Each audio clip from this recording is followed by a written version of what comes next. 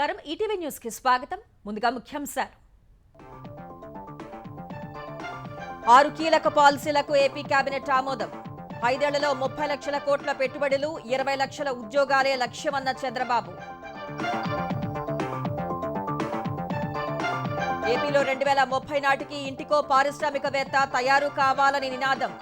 Speed of doing business లో వేగంగా అనుమతులు.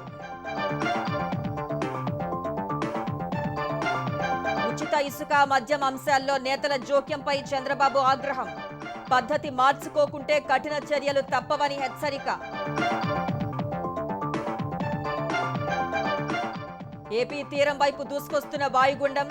దక్షిణ కోస్తా, రాయలసీమలో జోరు వానలు. అధికారుల ముందు జాగ్రత్త చర్యలు.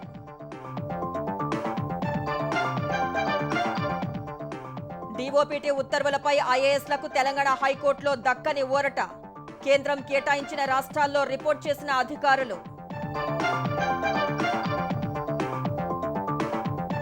హైడ్రాకు విశేషాధికారాలు కల్పించిన తెలంగాణ ప్రభుత్వం. జీహెచ్ఎంసీ చట్ట సవరణ నోటిఫికేషన్ ఆధారంగా పురపాలక శాఖ ఉత్తర్వులు.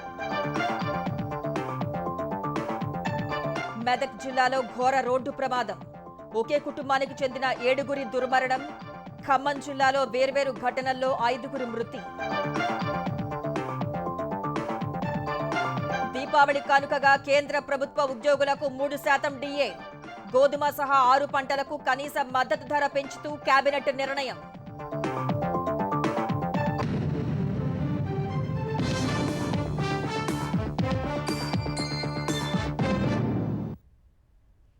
ఆంధ్రప్రదేశ్లో 2030 నాటికి ఇంటికొక పారిశ్రామికవేత్తను తయారు చేయటమే లక్ష్యంగా పనిచేస్తున్నట్లు ముఖ్యమంత్రి చంద్రబాబు ప్రకటించారు. ఎన్నికల హామీ మేరకు జాబ్ ఫస్ట్ అనే నినాదంతో 5 ఏళ్లలో 20 లక్షల ఉద్యోగాలు కల్పించేందుకు 6 పాలసీలు తీసుకువచ్చినట్లు వివరించారు. వాటికి మంత్రివర్గం ఆమోదం తెలుపగా 6 పాలసీలు ఆంధ్రప్రదేశ్ గతిని మారుస్తాయని చంద్రబాబు పేర్కొన్నారు. ప్రతి అసెంబ్లీ నియోజకవర్గంలో ఒక పారిశ్రామిక పార్కు వస్తుందన్న ఆయన అమరావతిలో రతన్ టాటా ఇన్నోవేషన్ హబ్ ఏర్పాటు చేస్తామని, దానికి అనుబంధంగా రాష్ట్రంలో 5 ఇన్నోవేషన్ సెంటర్లు వస్తాయని వివరించారు. ముఖ్యమంత్రి చంద్రబాబు అధ్యక్షతన సమావేశమైన ఆంధ్రప్రదేశ్ మంత్రివర్గం 6 పాలసీలను ఆమోదించింది. తర్వాత పాలసీల వివరాలను వెల్లడించిన సీఎం చంద్రబాబు ఏపీ పారిశ్రామికాభివృద్ధి policy 4.0, AP MSME and entrepreneur development policy, AP food processing policy, AP electronic policy, industrial parks policy, integrated clean green energy పాలసీకి మంత్రివర్గం ఆమోదం తెలిపిందన్నారు. ప్రకృతి సేద్యాన్ని పెద్ద ఎత్తున ప్రోత్సహించేలా zero based natural farming, food export హబ్బులు, ఉత్పత్తి మేరకు క్లస్టర్లు, కోల్డ్ చైన్లను ప్రోత్సహించేలా పాలసీ సహా మరికొన్ని విధానాలు తీసుకొస్తామని చెప్పారు. వీటి ద్వారా 30 లక్షల కోట్ల పెట్టుబడులు తేవడం సహా $40 బిలియన్ ఎగుమతులను లక్ష్యంగా పెట్టుకున్నామని స్పష్టం చేశారు. దెబ్బతిన్న ఏపీ బ్రాండ్ను పునరుద్ధరించాలన్న ఉద్దేశంతోనే ఈ ప్రణాళికలు రూపొందించామన్నారు. స్పీడ్ ఆఫ్ డూయింగ్ బిజినెస్ లో భాగంగా ఏపీలో సింగిల్ విండో 2.0 అమలు చేయనున్నట్లు తెలిపారు. కొత్త పారిశ్రామిక విధానం ప్రకారం అత్యధికంగా 72% ప్రోత్సాహకం ఇచ్చేలా చర్యలు ఉంటాయని వివరించారు. మేము ఎన్నికల మేనిఫెస్టోలో ఇండస్ట్రీస్ గురించి చెప్పిన మాట, industrialisation and investments, big boost for creation of employment, foreign investments కూడా ఆన్ లార్జ్ స్కేల్ తీసుకురావాలనుకుంటున్నాం. స్పీడ్ ఆఫ్ డూయింగ్ బిజినెస్లో సింగిల్ డెస్క్ పెట్టి how to clear everything we are working. ఒక క్లియరెన్సే కాకుండా ఏదైనా సరే ఎంత ఫాస్ట్గా చేయగలుగుతాం సింగిల్ విండోలో చేస్తాం. ఇంకొక పక్కన ఈడీబీకి ఒకసారి అప్లికేషన్ ఇస్తే ఆటోమేటిక్గా ఆల్ డిపార్ట్మెంట్స్ అవసరమైతే డీమ్డ్ క్లియరెన్సెస్ ఇస్తాం. అదే మరి ఫారిన్ ఇన్వెస్టర్స్కి హ్యాండ్ హోల్డింగ్ కోసం ఇక్కడ లోకల్ అడ్మినిస్ట్రేషన్ ఇవన్నిటికీ కంపెనీలను బట్టి ఒక ఆఫీసర్ కూడా పెడతాం. ఇంటిగ్రేటెడ్ డేటా మేనేజ్మెంట్ సిస్టమ్ తీసుకొస్తాం. ఎక్కడికక్కడ డేటా బట్టి వాళ్ళు ఏది చూసుకున్నా కూడా క్లియరెన్సెస్ కూడా ఆటోమేటిక్గా వెళ్ళిపోతాయి. Re-engineering of regulatory and process and procedures మొత్తం తీసుకొస్తాం. యాక్సిడెంట్ జరగకుండా ఏం చేయాలి, అందరి చుట్టూ తిరగకుండా ఏ విధంగా వాళ్ళంతా కూడా రెన్యూవల్ చేయాలనో చేసే పరిస్థితి తీసుకొస్తాం. మారుమూల గ్రామంలో కూర్చుని ప్రపంచ దేశాల్లో సేవలు అందించేలా ప్రణాళికలు తయారు చేశామన్న చంద్రబాబు ఒక కుటుంబానికి ఒక పారిశ్రామికవేత్త తయారు కావాలనే నినాదాలతో ఎంఎస్ఎంఈ విధానం రూపొందించామని తెలిపారు. జాబ్ ఫస్ట్, ఉద్యోగాలకు ప్రాధాన్యత ఇచ్చాం. ఇంత మునుపంతా ఎంత ఇన్వెస్ట్మెంట్ వచ్చింది అనేది అడిగేవాడు.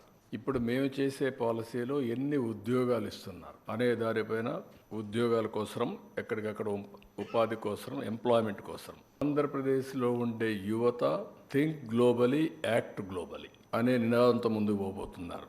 1 family 1 entrepreneur, this is the slogan. మీరు ఉద్యోగాలు చేయడం కాదు, మీరు ఉద్యోగాలు ఇచ్చే పరిస్థితి రావాలని. రతన్ టాటా ఇన్నోవేషన్ హబ్ ద్వారా రాష్ట్రంలోని 5 చోట్ల జోనల్ హబ్లు ఏర్పాటు చేస్తామని సీఎం వివరించారు. Ratan Tata innovation hub ethical business చేసి కూడా ఎంపైర్స్ క్రియేట్ చేయొచ్చు. దానికి ఎగ్జాంపుల్ రతన్ టాటా. ఇక్కడ అమరావతిలో మెయిన్ సెంటర్, ఉత్తరాంధ్రకు విశాఖపట్నం, ఈస్ట్ వెస్ట్ గోదావరికి రాజమండ్రి, కృష్ణా గుంటూరుకి విజయవాడ ఆర్ గుంటూరు, ప్రకాశం నెల్లూరు చిత్తూరుకి తిరుపతి, కడప అనంతపూర్ అండ్ కర్నూలుకి అనంతపూర్. 5 జోన్స్కి 5 ఇన్నోవేషన్ హబ్స్ వస్తాయి. ఇవన్నీ కూడా రతన్ టాటా పేరుతోనే ఉంటాయి. ఇది చూసినప్పుడు ఒక స్ఫూర్తిదాయకంగా తయారు కావాలి.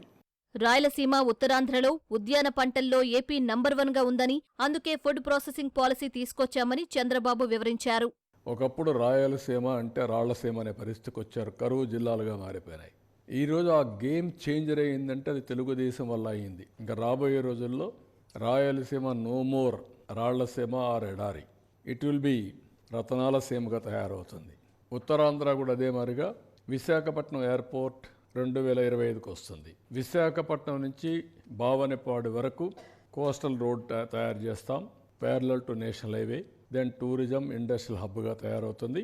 We are working all these things. Next year లోపల భావనపాడు కూడా పోర్ట్, మూలపాడు కానీ భావనపాడు కానీ ఏ పేరన్నా కానీ will complete the port also. Swarnandhra 2047లో భాగంగా ఏపీని గ్లోబల్ మ్యానుఫ్యాక్చరింగ్ హబ్గా మార్చుతామని సీఎం ధీమా వ్యక్తం చేశారు. ప్రపంచ దేశాల్లో మార్కెటింగ్ వచ్చేలా రాష్ట్ర ఉత్పత్తులను గ్లోబల్ బ్రాండ్గా తీర్చిదిద్దుతామని పేర్కొన్నారు.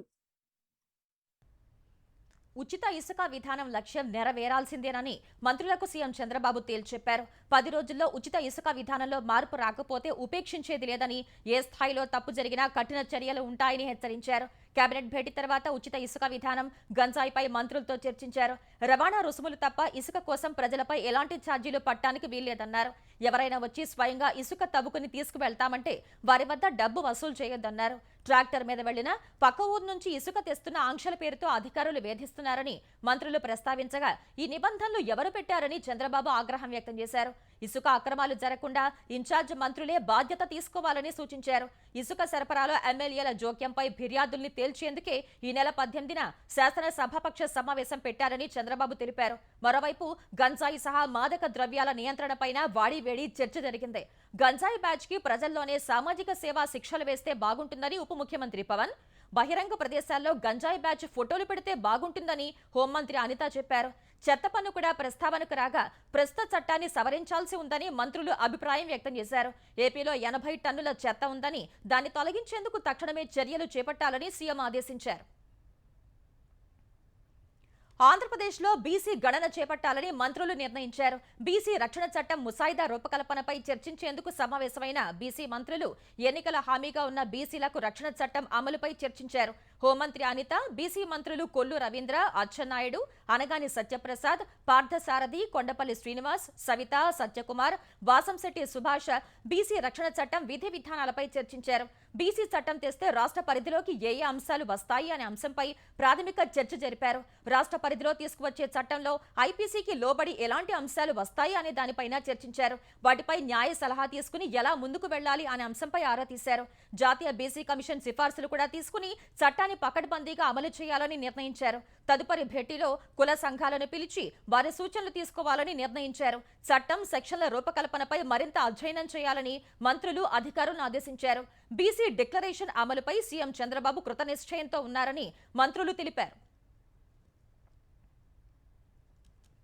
కేంద్ర సిబ్బంది వ్యవహారాల శాఖ ఆదేశాల మేరకు ఐఏఎస్లు తమకు కేటాయించిన రాష్ట్రాల్లో మొదట విధులకు హాజరు కావాలని తెలంగాణ హైకోర్టు ఆదేశించింది. క్యాట్ ఉత్తర్వుల్ని సవాల్ చేస్తూ తెలంగాణలో విధులు నిర్వహిస్తున్న వాకాటి కరుణ, వాణి ప్రసాద్, ఆమ్రపాలి, రొనాల్డ్ రోస్, ఆంధ్రప్రదేశ్లో పనిచేస్తున్న సృజన, శివశంకర్, హరికిరణ్ తెలంగాణ హైకోర్టును ఆశ్రయించారు. వారి పిటిషన్లపై విచారణ చేపట్టిన హైకోర్టు వివాదాన్ని తేలుస్తామని, మొదట కేటాయించిన రాష్ట్రాల్లో చేరాలని సూచించింది.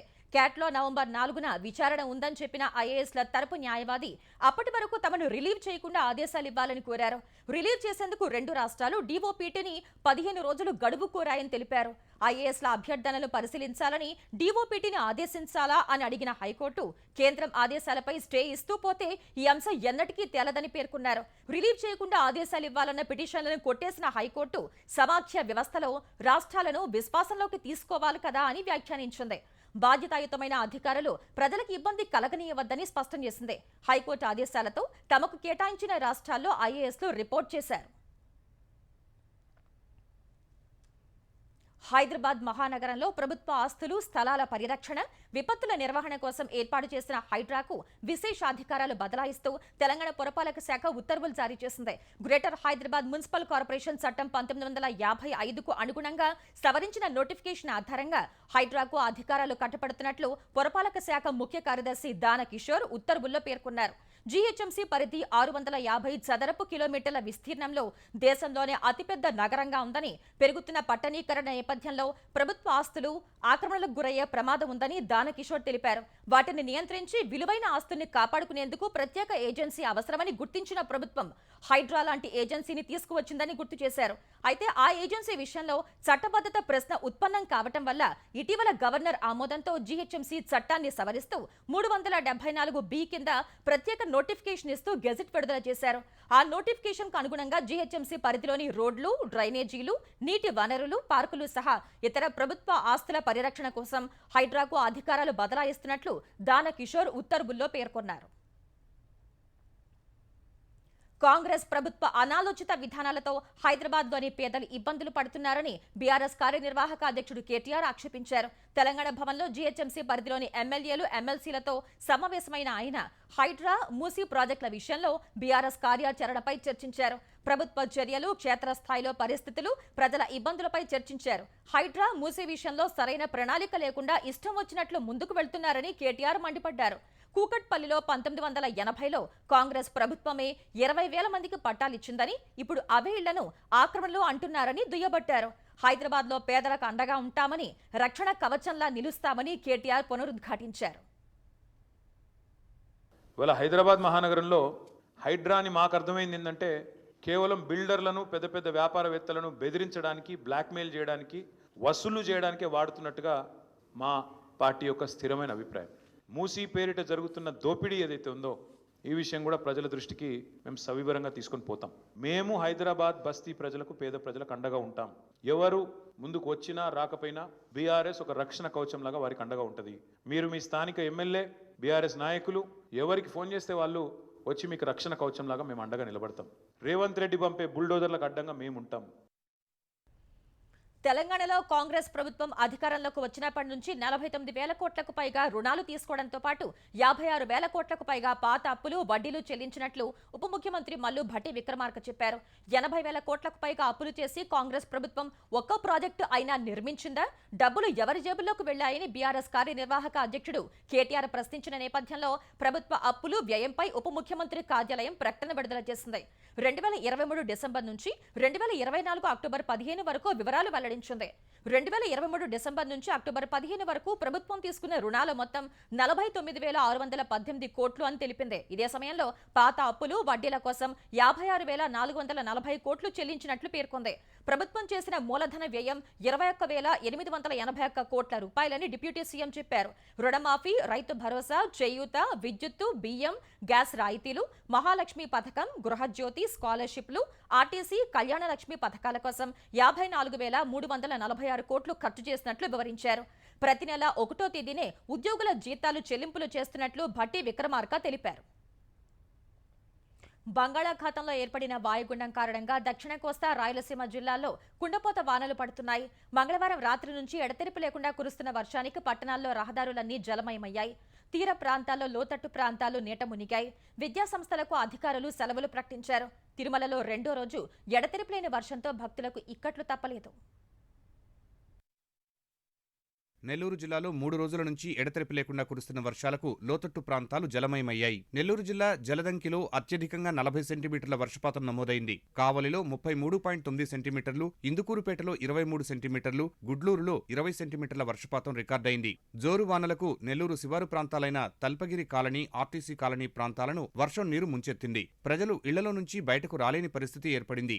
బారకాసు సెంటర్లో గోడ కూలి తోపుడు బండ్లపై పడింది. అనంతాసాగరం, చేజర్ల మండలాల్లో వందలాది ఎకరాల్లో పంట నీట మునిగింది. కావలి మండలంలో సముద్ర తీరంలో అలలు ఉవ్వెత్తున ఎగిసిపడుతున్నాయి. సోమశిల జలాశయానికి వరద పోటెత్తుతోంది. సంగం బ్యారేజీ 12 గేట్లను అధికారులు ఎత్తి దిగువకు నీటిని విడుదల చేశారు.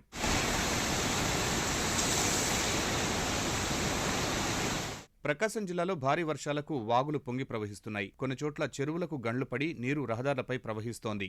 నాగులుప్పలపాడు మండలం చదలవాడ సమీపంలో ఎల్లమ్మ చెరువు గట్టు తెగి నీరు జాతీయ రహదారిపై ప్రవహిస్తోంది. చీరాల, ఒంగోలు మధ్య రాకపోకలకు అంతరాయం ఏర్పడింది. కొత్తకోట వాగు పొంగి 3 రోజుల నుంచి రాకపోకలు పూర్తిగా నిలిచిపోయాయి. పామూరులో తహసీల్దార్, ఎంపీడీఓ కార్యాలయ ఆవరణలోకి భారీగా వరద నీరు చేరింది.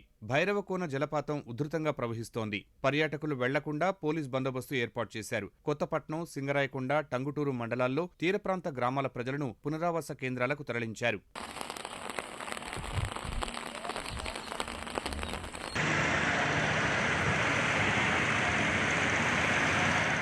వైఎస్సార్ జిల్లా వ్యాప్తంగా విస్తారంగా వర్షాలు కురుస్తున్నాయి. కడప కోటిరెడ్డి సర్కిల్ నుంచి అంబేద్కర్ సర్కిల్ వరకు రహదారులన్నీ నీటితో నిండిపోయాయి. కడప ఆర్టీసీ బస్టాండ్ ప్రాంగణమంతా మోకాళ్ల లోతు నీటితో నిండిపోయింది.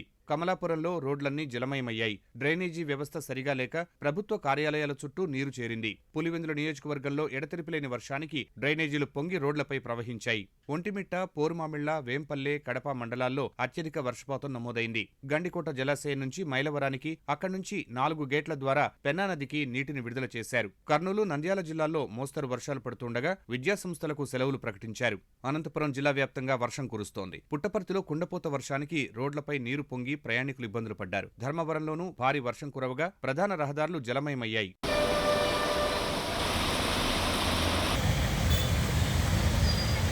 తిరుమలలో 2వ రోజు ఎడతెరిపి లేకుండా వర్షం పడుతోంది. పాప వినాశనం, ఆకాశగంగా, శ్రీవారి పాదాలు, శిలాతోరణం వెళ్లే మార్గాల్లో భక్తుల వాహన రాకపోకలను అధికారులు నిలిపివేశారు.